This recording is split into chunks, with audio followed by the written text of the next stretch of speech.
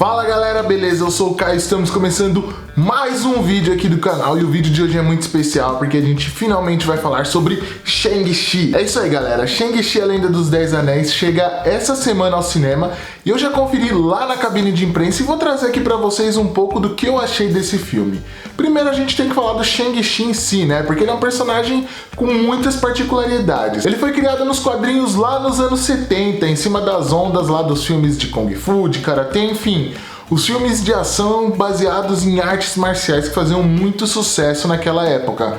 E hoje o personagem fez uma rotação 360, né? Que ele foi criado lá nos quadrinhos, baseado nesses filmes, e hoje ele está em um filme que é baseado muito, né? Bebe muito da fonte desses filmes lá dos anos 70, anos 80, baseados aí em artes marciais. E esse é o primeiro personagem novo apresentado em um filme solo aí da Marvel, pós-saga do infinito, né? Porque depois disso a gente só teve continuações e Viúva Negra, que na verdade foi um prelúdio ao que a gente viu lá da Viúva Negra depois de Guerra Civil. E esse filme comprova uma parada que eu já estava imaginando da Marvel, baseado nos anúncios dela, né? Que anunciou Blade, anunciou filmes e séries um pouco diferentes, né? Como o Cavaleiro da Lua.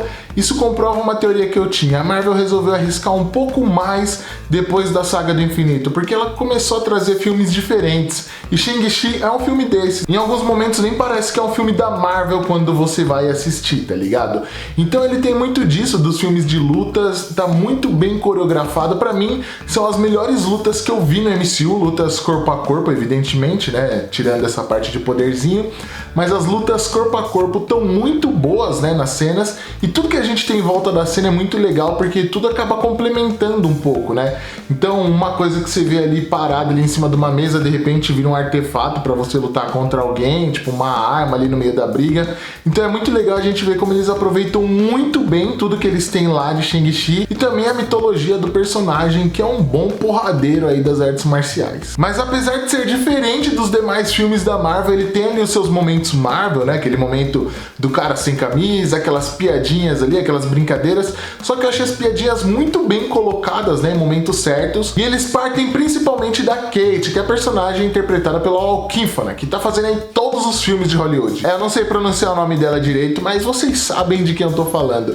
E ela se encaixou muito bem no papel de Kate. O elenco, inclusive, é um dos pontos altos aí de Shang-Chi, porque tem em sua maioria ou atores e atrizes asiáticos ou descendentes de asiáticos, né? Atores americanos aí que têm a ascendência asiática. Então é muito legal que a gente vê que não tem aquele whitewashing que a gente já viu em outras obras aí desse tipo, como por exemplo Ghost in the Shell. Não, eles pegaram, né, atores, atrizes com ascendência oriental ou mesmo nascidos lá. Isso agregou muito pro filme, né? E falando de cultura oriental, eu não sou um grande conhecedor, mas eu vi vários símbolos assim que eu particularmente já vi em animes, em outras obras aí que remetem à cultura oriental. E eu achei bem legal isso, eles colocarem esses símbolos, um pouco da cultura, da mitologia dentro do filme. E isso acaba agregando muito pra história. E eu achei muito legal essa questão das lutas em si, porque Shang-Chi tem uma parada que, pra mim, Shang-Chi mostra o que Mortal Kombat deveria ter sido em alguns momentos ali, como são as lutas e tudo mais, e também como seria um live action de Avatar se eu fosse assistir um live action de Avatar decente, tá ligado?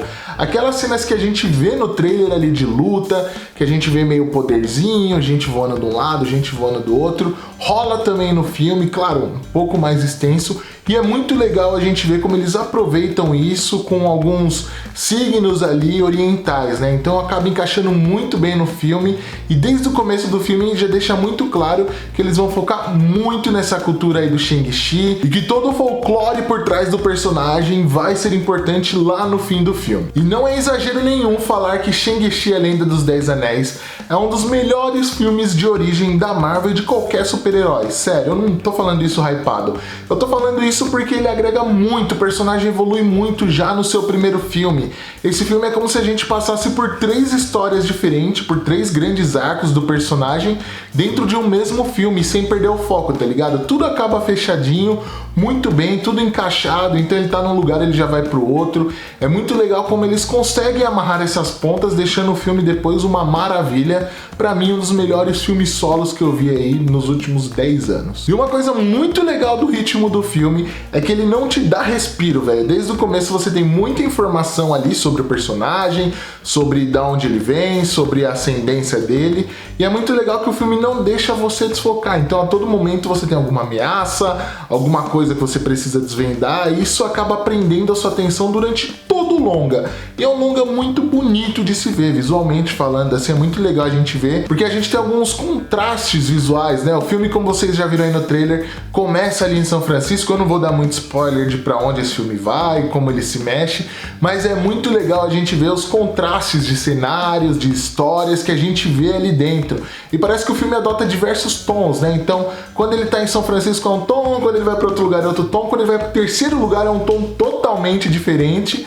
E tem umas paradas assim que eu nunca imaginei da Marvel. Em alguns momentos parecia ali uma coisa meio de filme de terror, assim, não aqueles grandes filmes de terror, assim, muito assustadores, mas aqueles filmes de terror mais light, sabe? E tem um momento do trailer que deixou todo mundo de cabelo em pé, todo mundo ansioso querendo ver, que é a parte da luta entre o Abominável e o Wong. Galera, essa cena não é tão extensa assim dentro do longa, e ela nem tem tanta relevância assim pra história no todo, tá muito mais pra um easter egg, e é muito legal nesse momento aí dessa cena. Você vai reparar quando tiver chegando o momento dessa cena, e aí você começa a olhar tudo. O cara não perde o foco, porque é uma cena que tem muito easter egg, e eu acho que a galera vai achar muito mais aí, conforme o filme vai ser lançado, a galera vai parar pra analisar um pouco mais. Eu assisti ali num momento e tal, mas deve ter muito mais easter eggs do que o que eu consegui ver lá. Então daqui a pouco começa a pipocar essas matérias aí, veja, tantos easter eggs de Shang-Chi.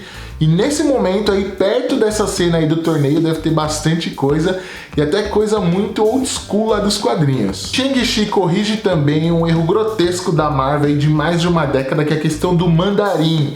A gente finalmente conhece o verdadeiro mandarim, entende o porquê desse nome. É muito legal eles meio que brincarem com isso também, né? E agora apresentarem o verdadeiro mandarim, que tá muito B10, mano. Tá muito legal a participação do mandarim, toda a história por trás dele ali, também dos seus capangas. Tá bem interessante de se ver, a ambição dele acho que é o principal traço dele ali como personagem, como vilão. E é muito legal a gente ver como ele se porta e as lutas aí que ele acaba travando contra o Shang-Chi e os seus amigos. Os 10 Anéis, que inclusive eu acho que vão ser muito mais explorados aí no futuro de Shang-Chi, e quem sabe até no futuro do MCU, porque é um artefato bem interessante, muito poderoso, que a gente ainda não consegue ver todo o poder dele apenas nesse primeiro longa. Agora, uma coisa que eu acho que não foi muito bem explorada, e eu fiquei um pouco chateado com isso, é o Death Dealer, né? Que é aquele vilão que aparece já nos trailers com algumas vestes ninjas. Em alguns momentos do filme você fala, puta, esse cara vai ser muito importante lá no final, lá no decorrer do filme, a gente vai ter uma luta muito épica do Shang-Chi contra ele, só que ali o arco dele acaba decepcionando um pouco. Eu particularmente brochei ali vendo aquilo, porque eu esperava mais do Death Dealer, porque eu acho que é um personagem que poderia agregar muito mais aí ao longa, né? Tanto em termos de vilão, quanto em termos de histórias ali do Shang-Chi. O filme tem duas cenas pós-créditos, uma delas agrega muito em termos de MCU, tá, galera? Então, a gente já tem um pouco ali, uma ponta do futuro do MCU jogado pra gente. Eu tenho até algumas teorias sobre essa primeira cena pós-crédito, só que evidentemente eu não vou falar aqui, porque esse vídeo é sem spoilers. E a segunda acaba dizendo mais sobre o futuro do Shang-Chi em si, né? Então ele deve ter aí o seu segundo filme, quem sabe sua trilogia, e seguir aí dentro do MCU como um personagem muito importante, porque o Simu Liu mostrou que tem carisma e potencial pra isso. Bom, galera, o filme tá incrível e vale muito a pena pra você que é fã de MCU, pra você que é fã de filmes de ação, pra você que é fã de filmes de fantasia, porque ele acaba misturando muito dessas coisas, né? Heróis, fantasia, filmes de ação. Ele bebe muito dessa fonte, né? Dos filmes de artes marciais, dos filmes de ação, dos filmes de fantasia. É muito legal a gente ver como eles conseguem misturar isso tudo dentro de um filme e trazendo sentido para tudo que ele apresenta ali de diferente e tal, e a maneira que ele constrói toda a narrativa dele. Então vale muito a pena, eu particularmente gostei pra caramba, e o meu review completo já está disponível lá no site Thunderwave, que é o site para o qual eu escrevo. Eu vou deixar fixado aqui no primeiro comentário o link direto para minha crítica completa aí sobre o longa, falando tintim por tintim, ainda assim sem spoiler, viu, galera? Então pode abrir o link aqui, sem nenhum peso na consciência, que vai estar tranquilo. E se você gostou desse vídeo, não esquece de se inscrever aqui no canal, curtir o vídeo e compartilhar com todos os seus amigos, beleza? Valeu, pessoal, e até a próxima!